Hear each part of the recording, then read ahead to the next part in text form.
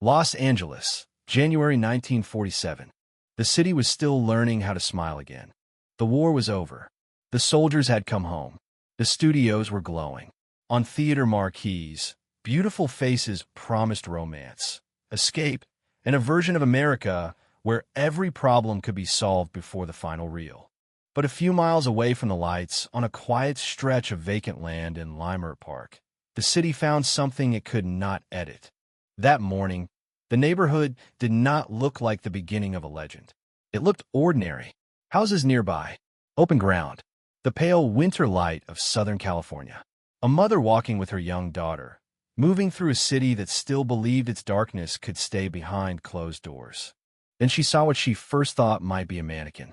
It was not. The young woman would soon be identified as 22-year-old Elizabeth Short, a name that should have remained her own. But almost immediately, Los Angeles began replacing that name with another one. The Black Dahlia. A nickname, a headline, a myth. And that is where the case begins to change shape. Because the murder of Elizabeth Short was not only a police investigation. It became a mirror held up to Hollywood itself, a city built on fantasy, suddenly forced to confront a nightmare in its own backyard. The killer was never convicted. The file was never closed. And nearly 80 years later, one question still cuts through the noise. Was the truth lost because there was too little evidence, or because the story became too famous to see clearly? Most people remember this case as a murder mystery. A beautiful young woman. A brutal crime. A city stunned into obsession. A killer who seemed to vanish into the machinery of Los Angeles. But that is only the surface of the file. The deeper question is not simply who killed Elizabeth Short. The deeper question is how Elizabeth Short became the Black Dahlia, and why that transformation may be one of the reasons the case still feels impossible to separate from rumor, performance, and myth. Because from the beginning, this was not an ordinary investigation moving quietly through evidence, witnesses, and police reports. It was a public spectacle almost as soon as the body was found. Newspapers competed for every detail. Strangers came forward with stories. False confessions multiplied. Her private life was pulled apart, rearranged, and sold back to the public as if it were the missing key to her death. And somewhere inside that storm, the real woman began to disappear. So this is not just a story about a cold case. It is a story about Hollywood, publicity, violence, and the strange power of a name invented after death. To understand why the Black Dahlia case still haunts America, we have to go back before the headlines, before the theories, before the legend hardened around her. We have to go back to the world Elizabeth Short entered and the city that was waiting for her. Before Elizabeth Short became a police file, she was a young woman moving through a country that had just stepped out of war and into a new kind of hunger. America in the mid-1940s was changing quickly. The war had ended, but the emotional machinery of the war years had not simply shut down. Men returned from military service, carrying memories they did not always know how to speak about. Women who had worked, waited, moved, and survived through the war were being pushed back toward old expectations. Cities were crowded with people trying to restart their lives, but no one was restarting from the same place. Los Angeles, more than most cities, knew how to turn uncertainty into a dream. It was not just a place. It was a promise. The sunlight, the studios, the nightclubs, the rooming houses, the movie theaters, the photographs and magazines, all of it suggested that a person could arrive unknown and somehow become visible.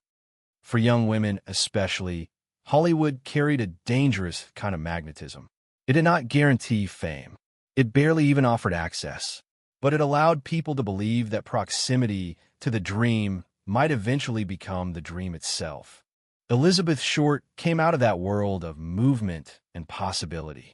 She had grown up far from Hollywood, in Massachusetts, and her life before Los Angeles was marked by instability, illness, family disruption, and a restless search for place.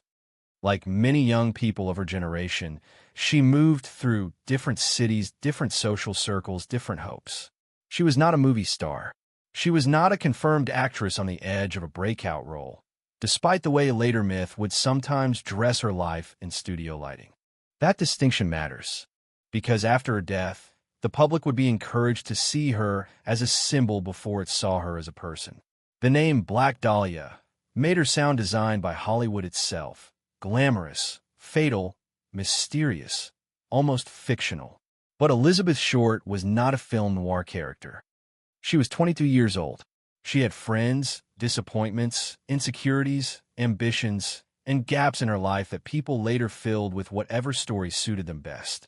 And Los Angeles was ready to do exactly that. By 1947, the city already understood scandal as a form of currency. The line between crime reporting and entertainment was thin. Newspapers fought fiercely for attention. A shocking murder was not only a public safety matter, it was a circulation event. Editors knew that beauty, youth, mystery, and violence could hold a city in place. They knew that a victim could become a headline faster than she could be understood. This was the world before the mystery fully formed. A young woman looking for stability in a city built on illusion. A press culture hungry for a story. A police department about to face one of the most visible murder investigations in American history. And beneath all of it, a dangerous contradiction. Hollywood sold the fantasy that anyone could be seen, but being seen in Los Angeles did not always mean being protected. For Elizabeth Short, that contradiction would become fatal. By the time her body was found in January 1947, the city did not simply inherit a crime. It inherited a blank space. The final days of her life were not cleanly documented. Her movements were not fully understood. The people around her could offer pieces, but not a complete map. And in a city that hated empty space, those gaps would not remain empty for long. They would be filled by newspapers, then by rumors, then by suspects, then by books, films, theories, and generations of people who believed they were getting closer to the truth, even as the woman at the center of it all became harder to see. On the morning of January 15th, 1947, the story broke open. A woman named Betty Berzinger was walking with her young daughter through a residential area of Leimert Park when she noticed something strange in a vacant lot near Norton Avenue. At first, the shape seemed unreal, almost staged. In a city where movie props and studio illusions were part of the atmosphere, the mind reached for the least horrifying explanation. A mannequin. Then reality caught up. The body of a young woman had been left in the open, positioned where someone could find it. She had no identification on her. Whoever she was, she had been separated from her name before the city ever learned it. Police arrived. The area was secured, at least as much as it could be secured in a city already beginning to feel the pull of spectacle. Detectives faced a scene that was difficult not only because of its brutality, but because of what it seemed to imply. This did not look like a panic disposal. It did not look like a killing hidden in haste. The placement, the condition of the body, and the lack of immediate identification all suggested something colder, something more controlled. But before investigators could fully contain the case, the city began to consume it. The victim was identified as Elizabeth Short. Her fingerprints helped confirm who she was. That alone was an important fact, because without identification, the case might have entered history differently. One more unknown woman, one more unsolved death in a growing city. But once she had a name, the machinery around the case accelerated. Then came the press. The newspapers did not simply report Elizabeth Short's death. They built a public image around it. The nickname Black Dahlia spread, giving the case a cinematic darkness that the public could instantly remember. In one sense, the name made the victim visible. In another, it began erasing her. Elizabeth Short became easier to mythologize than to understand, and the investigation was quickly surrounded by noise. Tips came in. Leads multiplied. People claimed to have seen her. Others claimed to know something. Some claimed far more than that. In the years that followed, and even in the early rush of the case, false confessions and unreliable claims would become part of the fog surrounding the file. Every famous unsolved case attracted attention, but this one attracted performance. People wanted to be near the mystery, even if they had nothing true to offer it. That was one of the first breaks in the case. Not the murder itself, but the speed at which the investigation became public theater. Detectives were not only chasing a killer. They were chasing truth through a storm of headlines, speculation, witness uncertainty, and manufactured drama. The more the city stared at the case, the harder it became to know whether it was seeing evidence or only seeing the image that had already been created for it. The official work continued. Police looked into Elizabeth's contacts, her recent movements, her relationships, her final known days. But the timeline refused to become clean. There were sightings, fragments, and partial accounts, but no single uninterrupted path that carried her from life into death. Somewhere in that gap, the killer had entered. That is the point where the Black Dahlia case became something larger than a homicide investigation. A young woman had been murdered. That was the central fact. But around that fact, everything else began to distort. The city, the newspapers, the suspects, the witnesses, even the name by which the world would remember her. The break was not only the discovery in the vacant lot. The break was the moment Elizabeth Short stopped belonging to herself and became a story Los Angeles could not stop rewriting. The Black Dahlia case does not remain disturbing only because it was unsolved. Many murders go unsolved.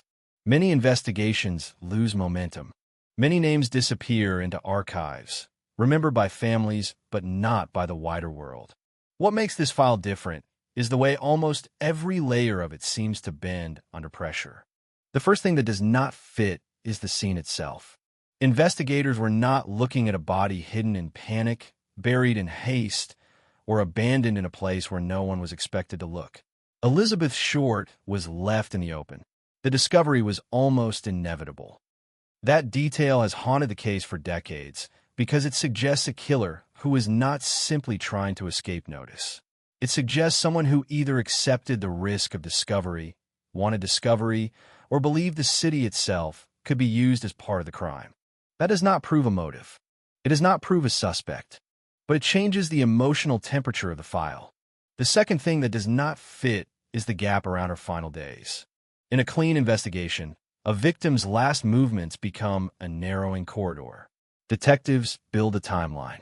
They find the last confirmed sighting, the last conversation, the last person known to be with her.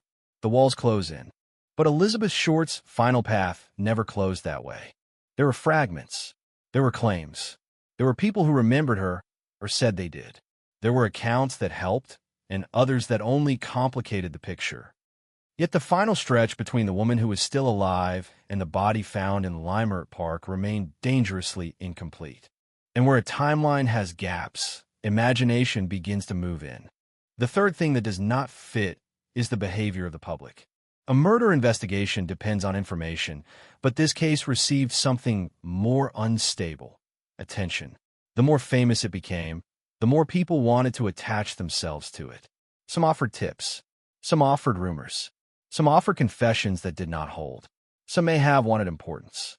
Others may have wanted proximity to fear. For investigators, that kind of attention is not always helpful. A real clue and a false lead can arrive in the same tone of voice. A witness who wants to help and a person who wants to be noticed can sound equally certain. And in a case already drowning in headlines, certainty became dangerous. The fourth thing that does not fit is the media image of Elizabeth Short. The public did not simply learn about a victim. It learned a character. The Black Dahlia. The name was unforgettable, but it was also a trap. It wrapped Elizabeth Short in noir glamour, sexual suggestion, and fatal mystery. It made her easier to sell and harder to protect. Once that image took hold, every detail of her life could be dragged toward it. Her clothes, her friendships, her movements, her ambitions, her vulnerabilities, all of it could be made to look like foreshadowing. But a victim's life is not evidence just because the public wants it to be. This may be the most important distortion in the entire file. The mystery did not only grow because the police failed to solve it. It grew because the culture around the case kept demanding a story that felt worthy of a nickname. The fifth thing that does not fit is the afterlife of the case. Over the decades, the Black Dahlia murder has attracted books, films, documentaries, private investigations, suspect theories, and confident declarations that the truth has finally been found. Some theories are carefully argued. Others are built on coincidence, family rumor, or the seductive power of a dramatic ending. But none has produced a conviction. That is the cold center of the case. The file is not empty. It is crowded. Crowded with evidence, rumor, memory, ambition, performance, and myth. And that may be why it still feels unresolved in a way that is almost unique. The Black Dahlia case is not a mystery sitting in silence. It is a mystery buried under noise. The question is not only what happened to Elizabeth Short. The question is how much of what people think they know was built after she could no longer speak. Every famous unsolved case eventually develops two files. The first is the police file. The second is the public file. The police file is built from interviews, reports, evidence, timelines, and decisions made under pressure. The public file is built from headlines, books, memory, suspicion, obsession, and the human need to make a story end. The Black Dahlia case sits in the dangerous space between those two files. Over time, theories have gathered around Elizabeth Short's murder like shadows around a street lamp. Some are grounded in reasonable questions. Some are emotionally powerful but evidentially weak. Some survive because they offer what the official case never could: a face, a motive, a final sentence. The first explanation is the most basic and, in many ways, the most difficult to dramatize. Elizabeth Short may have been killed by someone who knew her, or at least someone who gained access to her through the fragile social world she was moving through. This is not an exotic theory. It is not cinematic in the way later versions of the case would become cinematic. But it has a certain grim logic. Many victims are harmed not by monsters emerging from nowhere, but by people who enter their lives through familiarity, trust, opportunity, or manipulation. That possibility matters because Elizabeth's final days were not sealed inside a clear timeline.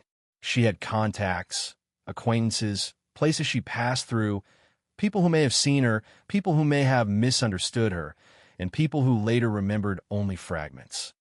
If the killer came from somewhere inside that unsettled social orbit, the case becomes less like a noir fantasy and more like something colder. A young woman moving through a city where one wrong encounter could become fatal. But the problem is obvious. A theory based on access is not the same as proof. The case did not produce the kind of confirmed chain that could move cleanly from last contact to suspect to courtroom. It produced questions. And questions, even strong ones, cannot convict the dead or the living. The second explanation looks at the nature of the crime itself. For decades, people have wondered whether the killer had some kind of unusual composure, knowledge, or ability to control the scene. The way Elizabeth Short was found has led many observers to believe that this was not simply a spontaneous act followed by panic. It seemed organized enough, deliberate enough, and disturbing enough to make people search for a more specific kind of offender. That search has fed some of the case's most famous theories. A doctor, a surgeon, a sadist, a person with law enforcement knowledge, a hidden predator moving through Los Angeles behind a respectable face. These possibilities are compelling because they seem to match the atmosphere of the case. Hollywood loves the idea of evil wearing a suit, living behind a clean door, walking through the city unnoticed while everyone looks in the wrong direction. But here again, the file resists certainty. The appearance of control does not automatically identify a profession. A shocking crime scene can suggest calculation without proving surgical expertise. A killer can be organized without being brilliant. A case can look ritualistic to the public because the public is trying to read intention from horror. That is where the Black Dahlia file becomes treacherous. The mind wants the brutality to mean something specific. But sometimes a crime can be deliberate and still not reveal the clean profile people want from it. The third explanation belongs partly to the investigation and partly to culture. As the case grew famous, certain suspects became larger than life. Names surfaced in books, private investigations, family allegations, and media retellings. Some theories came with elaborate timelines. Some connected Elizabeth Short to powerful or dangerous men. Some argued that corruption, influence, or professional status helped protect the killer. Others suggested that the truth had been visible all along, hidden not in missing evidence, but in a failure of will. These theories are powerful because they offer a story with structure. They give the case a villain. They give the city a secret. They give the audience the feeling that the answer was not lost, but buried. And that is emotionally satisfying. But emotional satisfaction is not the same as historical proof. The more famous a suspect theory becomes, the easier it is for the theory to start behaving like evidence. A dramatic accusation gets repeated. Repetition becomes familiarity. Familiarity begins to feel like plausibility. Then, eventually, people forget where the proof ends and the story begins. That is one of the great dangers of the Black Dahlia case. The mystery has produced a marketplace of certainty. People do not only ask what happened. They arrive already believing that someone, somewhere, solved it. They bring a name. They bring a book. They bring a family secret. They bring an interpretation of a photograph, a memory, a coincidence, a phrase, a location, a pattern. Some of those claims deserve to be read carefully. Some deserve skepticism. But none of them changes the central fact. No one was convicted for the murder of Elizabeth Short. The fourth explanation is less about one killer and more about the machine around the case. Maybe the reason the Black Dahlia murder still feels unresolved is not because one perfect answer has been hidden from us. Maybe it is because the case became contaminated by fame almost immediately. The crime, the press, the investigation, the false confessions, the rumors, and the later mythology all began to merge. In that version, the mystery is not only inside the killer's identity. It is inside the process by which truth was buried. A city needed a story. Newspapers needed a figure. The public needed a symbol. Hollywood needed a darkness that looked like Hollywood. And Elizabeth Short, who could no longer defend herself, became the surface onto which all of it was projected. This does not mean the truth is unknowable. It means the truth is trapped behind too many versions of itself. That is why the Black Dahlia case continues to disturb people. Not because there are no theories, but because there are too many. Not because the file is silent, but because it has been speaking in competing voices for nearly 8 decades. And when a case becomes that famous, the question changes. It is no longer only, who killed Elizabeth Short? It becomes, how do you find the truth after the legend has learned to speak louder than the evidence? The Black Dahlia case reveals something larger than the failure to solve one murder. It reveals what can happen when a real person enters the machinery of myth. Elizabeth Short did not become famous because the world understood her. She became famous because the world could not stop rewriting her. Every gap in her life became an invitation. Every uncertainty became a doorway. Every unanswered question allowed someone else to step in and explain her, judge her, glamorize her, or use her as evidence for a larger story about Hollywood, danger, sex, corruption, or evil hiding behind beautiful surfaces. That is what makes the case so uncomfortable. The public often says it wants justice, but in famous crimes, justice can quietly become entangled with fascination. People begin by asking what happened. Then they ask what kind of woman she was. Then they ask whether her life contained clues, as if victimhood must be explained by personality, ambition, clothing, loneliness, or desire. This is where the Black Dahlia myth becomes cruel. It turns Elizabeth Short's life into a puzzle box and asks the dead to justify what was done to them. But the deeper truth is simpler and more devastating. A young woman was murdered. Her killer was never convicted. And after that, a city of image makers turned her into an image. In that sense, the case is not only about Los Angeles in 1947. It is about the way culture handles victims whose stories become useful. The more dramatic the crime, the more the victim risks becoming symbolic. The more symbolic the victim becomes, the easier it is to forget that she was once ordinary, unfinished, and human. That may be the final revelation inside this file. The Black Dahlia did not replace Elizabeth Short all at once.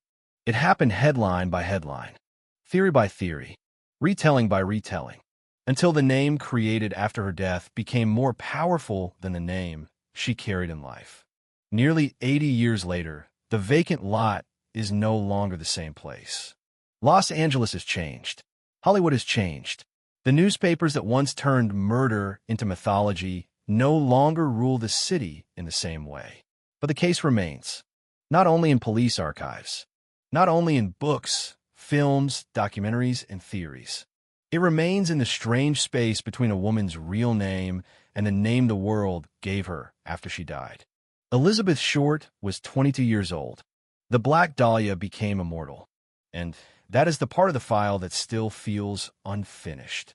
Because an unsolved murder leaves one kind of wound, but a victim transformed into a legend leaves another. It asks whether we are searching for justice or whether we have become attached to the darkness of the story itself. The killer was never convicted. The truth was never fully recovered. And somewhere beneath the headlines, the suspects, the confessions, and the myths, Elizabeth Short is still waiting to be seen without the shadow of the name that swallowed her. If there is another case where the truth seems buried beneath fame, rumor, or silence, leave in the comments. Because some files are not closed. They're only waiting for someone to read them more carefully.